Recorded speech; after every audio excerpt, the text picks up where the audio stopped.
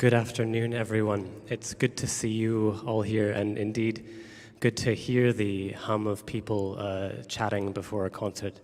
Just so wonderful, and it makes all the difference. We acknowledge that this cathedral sits on the ancestral territories of the Lekwungen-speaking peoples, the Songhees and Esquimalt First Nations.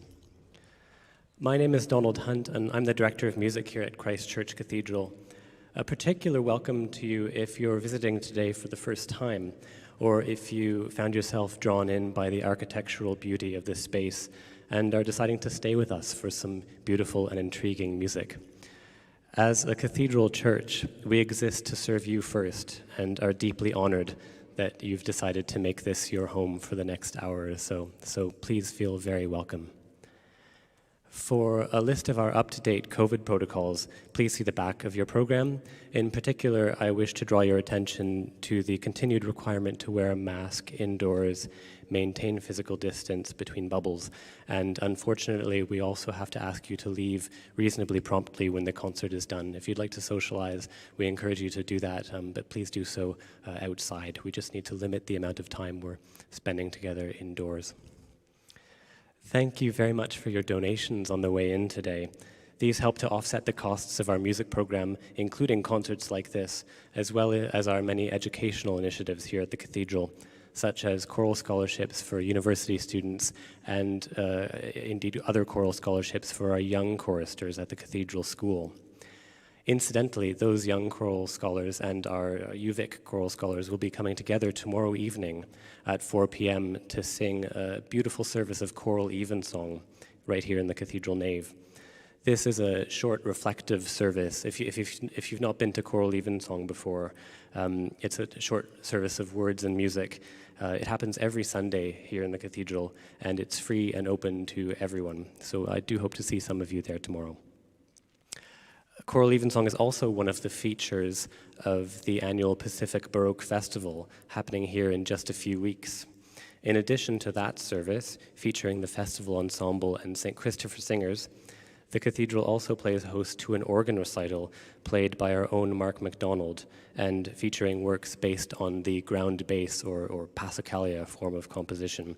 That concert played, of course, on our magnificent Wolf organ just behind you. And more information is available on the Pacific Baroque Festival's website. Next week, at this time, is the conclusion of our summer recital series and features pianist Grisha Krivchenia playing works by Schumann and Liszt. Now, Grisha is a new name here on our local music scene. He's coming to us from Seattle, and I'm sure he'll make quite an impact. So again, I hope to see you there for that free concert. Turning now our attention to today's recital, played by Victoria's Renaissance Wind Band, A Great Noyse. These fine musicians on historic instruments always play music to make you dance, and indeed music that brings a smile to your face for all of the right reasons. Please, would you now make a joyful noise in welcoming A Great Noyse?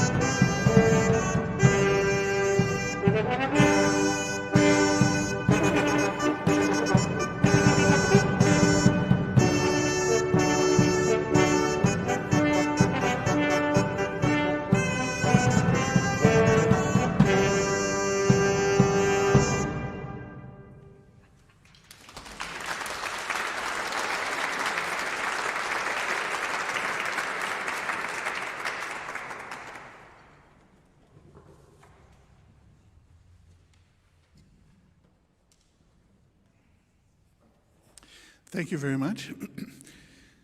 Yes, we are a Great Noyse, and I maybe introduce the members of the group.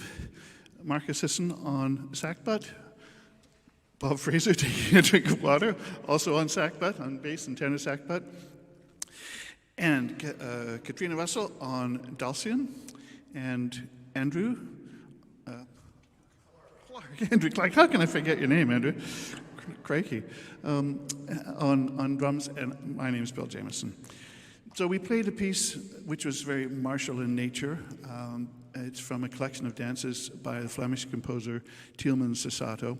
We're going to play now a piece a little bit later, and rather different in nature, Gagliardo Doloroso by Peter Phillips. Peter Phillips was actually an English composer and organist, very famous in his day. But he was Catholic, and so he had to escape from England and spent most of his career on the continent. And late in life, actually, interestingly, he was arrested for being suspected of being involved in a plot to assassinate Elizabeth I of England. And so he was jailed for a time, spent some time in prison, and that, they speculate, is where he was when he wrote this piece that we're going to play. He was later had his trial, I guess, a little bit later, and apparently he managed to get off because he spoke Dutch, and they were so impressed that when they read out the charges that he knew what they were talking about, that seems to be all they needed in order to find him innocent of the charges.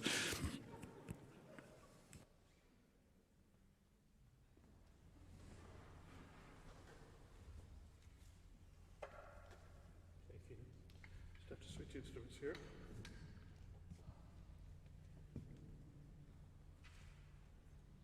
Okay.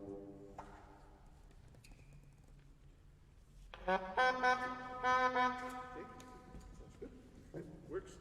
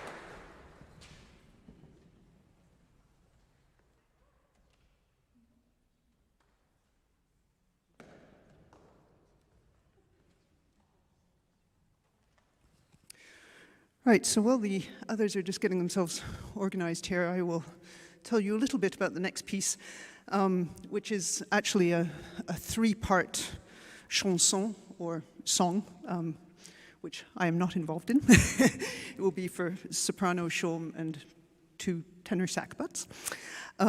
It's by Josquin de Prez, who is probably just about the one composer possibly on this program who doesn't need a lot of introduction. He was, even in his lifetime, probably one of the most famous composers of the Renaissance. He was highly influential and probably partly could thank the printing press, actually, for a lot of his success, because not only was he very prolific, but he was able, through the invention of the printing press, to greatly distribute and disseminate his music, which meant that everybody knew the name of Josquin de Prez. This had some benefits, obviously. It also had, these days, a little bit of a detriment in that because it was so successful, many composers and also printers and editors of music put Josquin's name to just about anything because it would sell. So nowadays, sometimes there's a little bit of difficulty in knowing exactly what is bona fide Josquin de Prez and what is not. However, we are pretty much, I think, convinced that this is indeed Josquin de Prez. It's a short little chanson, as I said earlier, instrumental song for 3 instruments, which one can choose what one uses. So in this instance, shawm and 2 sackbuts.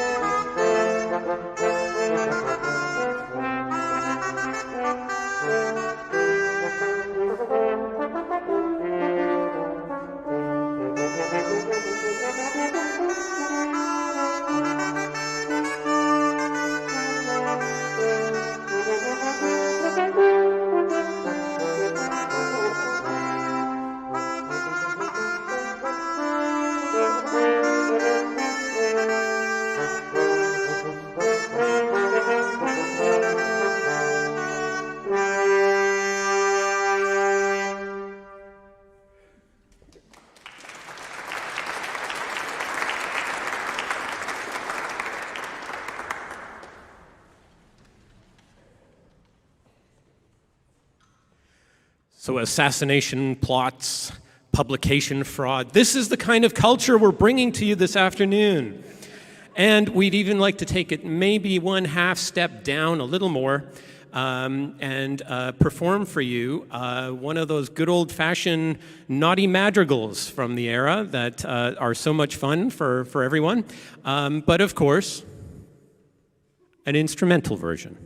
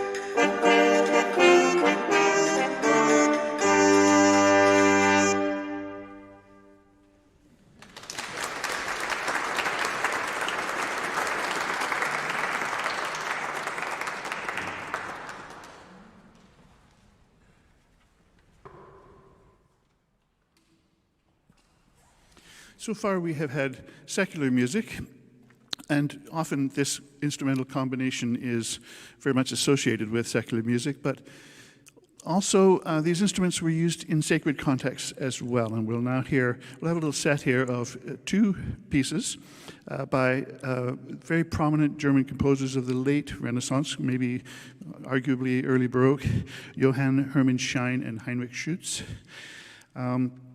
And between these two pieces, we're going to do a little soundscape for you.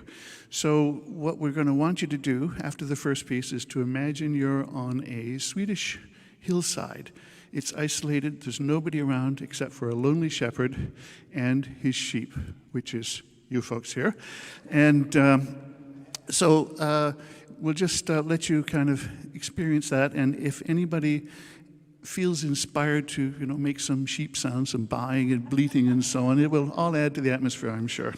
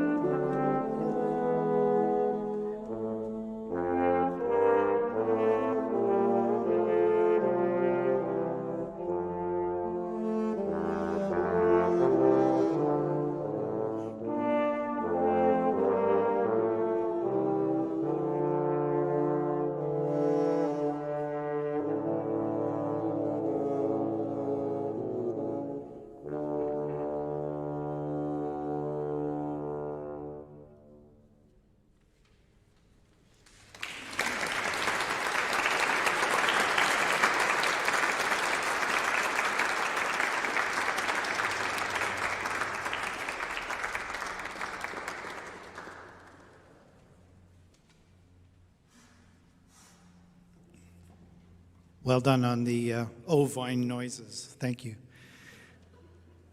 We're going to go back to a composer that we played earlier before that last set, the Spanish composer Mateo Flecha. Mateo Flecha el Viejo, as he was known, the elder. There was a Mateo Flecha el Joven, the younger, who was his nephew, who actually was responsible for publishing his music and making it widely known throughout Europe. But definitely one of the more famous Spanish composers of the Renaissance. And we played earlier a wildly inappropriate madrigal, Teresa Harmonica. We're going to do another wildly inappropriate madrigal. Villancico is what they were called. And if any of you know your Christmas carols, you probably know a Spanish Christmas carol called Riu Riu Chiu. That was a villancico that was collected by Flecha. This one is called Que farem del pobre Juan? What are we going to do with poor John? And it's a real tale of woe, this madrigal. It's probably a good thing we're not doing the words, but I'll give you a synopsis. Juan has lost his wife. She's been missing for about 3 days. He asks around his neighbors. One of his neighbors said, well, I had dinner with her the other day, and she became transfigured. So I have no idea what that means. At any rate, hopefully we won't get lost in this like Juan's wife got lost. And we bring you Que farem del pobre Juan.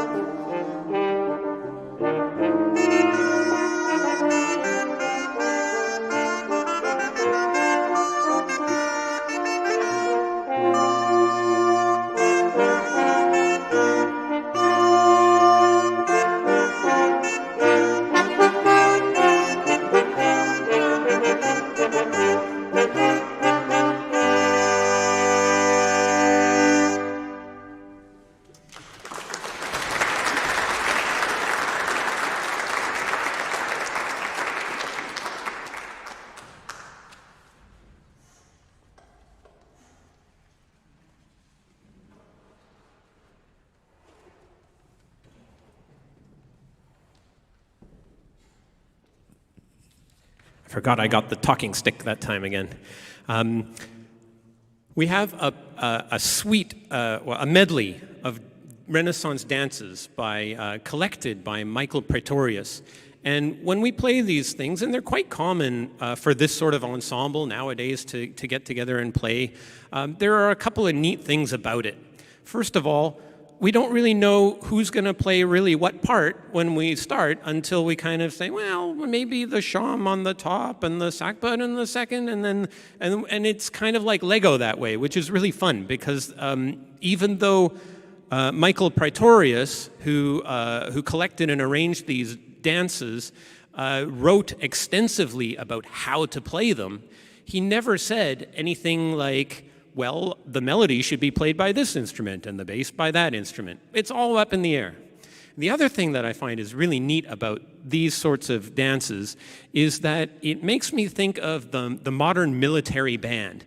And we've all seen them parading, of course. They're all there parading, making a big racket.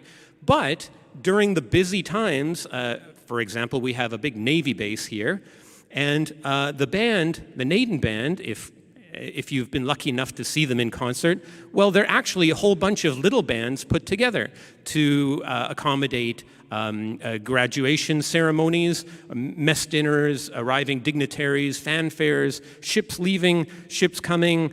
All those things are happening. And you would think that maybe back in the day, if you were a composer or a Kapellmeister in charge of music at a large aristocratic estate, you would be tasked with things like, well, the princess has a birthday party on this day, and then the duke has a bachelor party on that day, and then there's somebody arriving from out of town, and we have to have a big concert to round out the month or something like that. So it's kind of similar, and it's a neat way to get in touch with the history of where this sort of music comes from.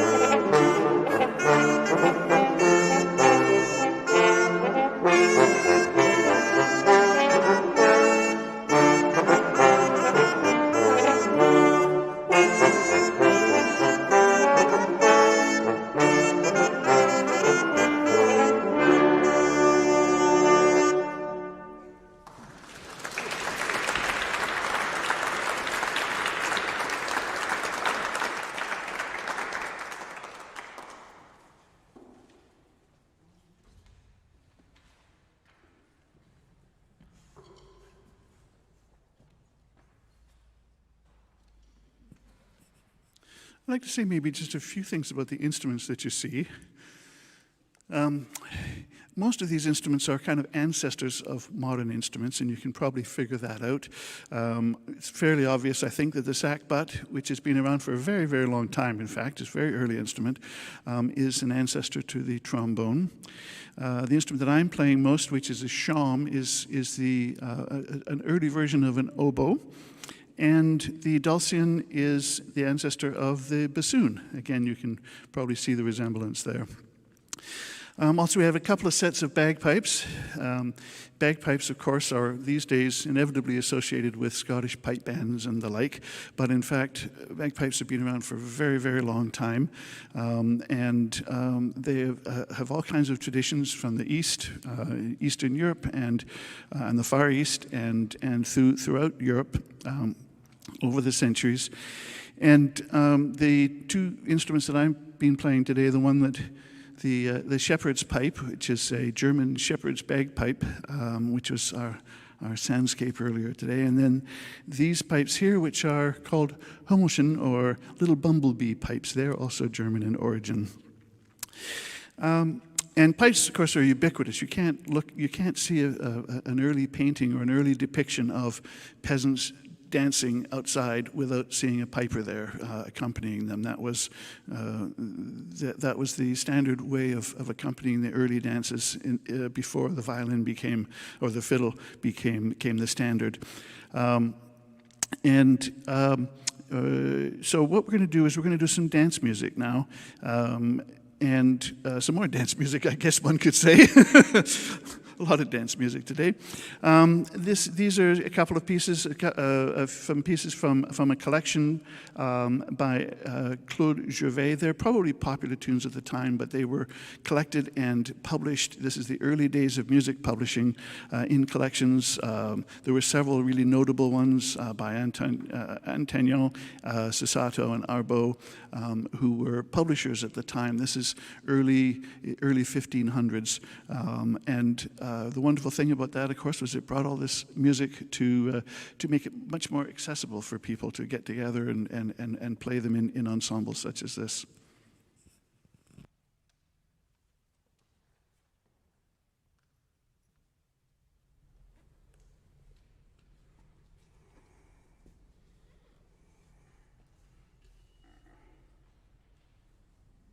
I have to get used to the little fingering on it.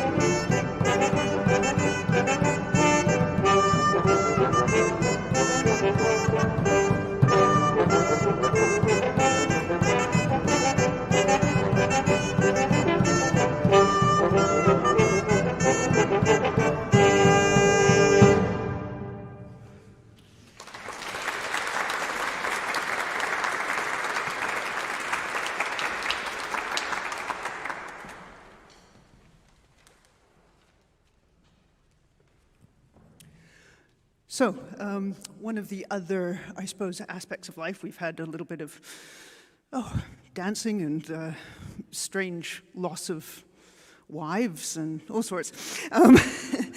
But also in life, there is competition.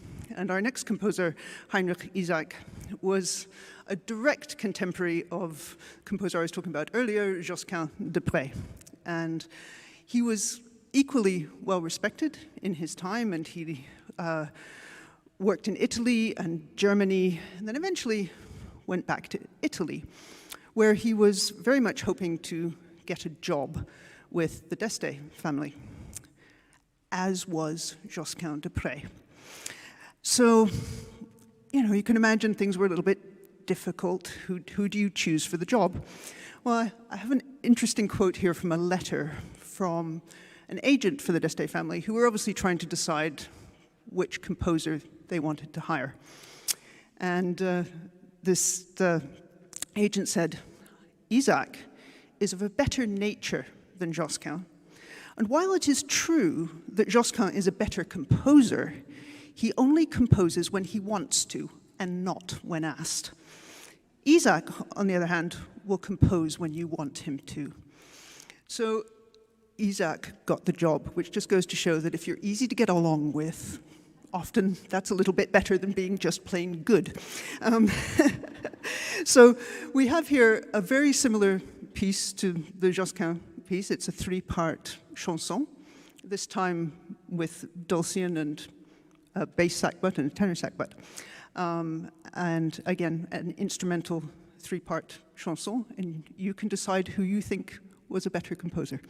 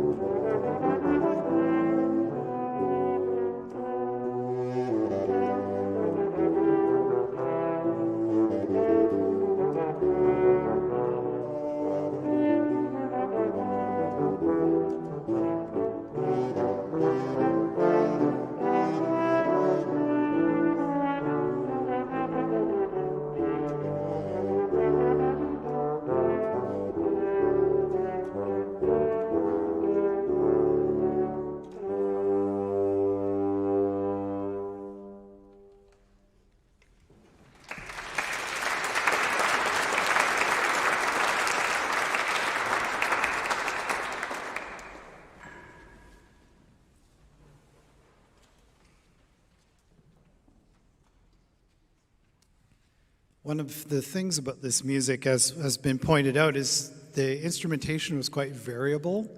You could do anything with the music that you wanted with an instrument that played in the range of the notes provided. The composers didn't give a lot of instruction, but when they did, it's sort of very telling, and we get a lot of historical information that way from composers that did this. This next composer is a good example of that, Gasparo Zanetti. Now, this piece is from his only collection of works that survives. And it was interesting because it was a pedagogical work. And I actually have a copy of the, like a photograph of the original manuscript if you want to see it. They printed all the parts on the same page, so you all had to crowd around, ignore all conventions of social distancing, and crowd around a music stand to read it all off the same stand. But on the flip side of every page, there's what they call tablature, which actually shows all the string players which strings to put which fingers on for which notes. So it's like guitar tabs nowadays if you play guitar. And the other thing about this music, especially this dance music, is that you have a lot of repeated sections, and you generally have like an A-B-A form or an A-B-C form, that kind of thing. And when the music was repeated, and sometimes it was repeated more than just once, you would do a form through, 8, 10 times, depending on what the dancers wanted. The musicians were expected to improvise. They were expected, the person playing the melody especially, but even sometimes the inner parts were trained to do, fillers in between notes and various things. There were all kinds of conventions that grew up around that. So we're going to do that for you. This piece, Il Spagnoletto, it's actually credited, I don't know if we credited it properly in the program. It's actually about 20% of it is Gasparo Zanetti, and about 80% of it is Bill, because he's playing the recorder part. So a lot of what you hear is music that he's not freely improvising it, but he did actually make this all up and wrote it down so that he could remember it, which I wish I did most of the time that I was improvising. So here we go with Il Spagnoletto.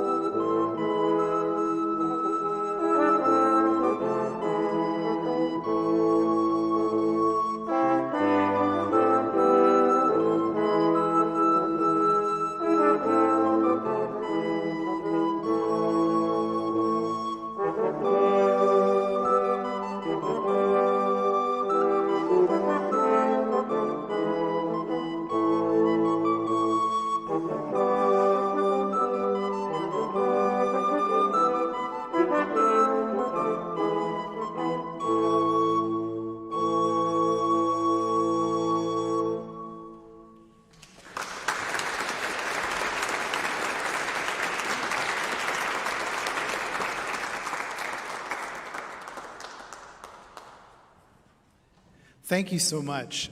We have one more piece for you. You could not do a concert like this successfully without Tielman Susato. He was a Flemish music publisher, composer, trombonist, basically a town piper. He played all manner of instruments.